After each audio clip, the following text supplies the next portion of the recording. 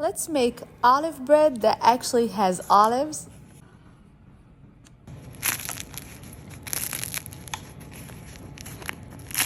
I started this process at midnight. 3 cups of all-purpose flour, 1/4 teaspoon of instant yeast, 2 tablespoons of zaatar mix. This will add so much good flavor. Add the salt, some dry rosemary, you can use fresh if you like. Mix together, and now you're gonna add the olives. Make sure the olives are very dry. Be generous with the olives. I added a mix of black and green olives sliced and whole. You're gonna add 1.5 cups of very warm water.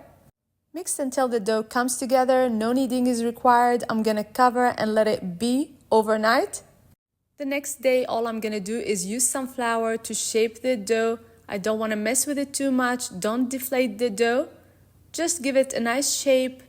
Place gently on top of parchment paper inside a very hot Dutch oven. Place inside the Dutch oven, covered, bake at 450 degrees Fahrenheit for 30 minutes. Uncover, bake for another 20 minutes, and you've got an amazing olive bread. So flavorful, so crunchy, and so good. Give it a try.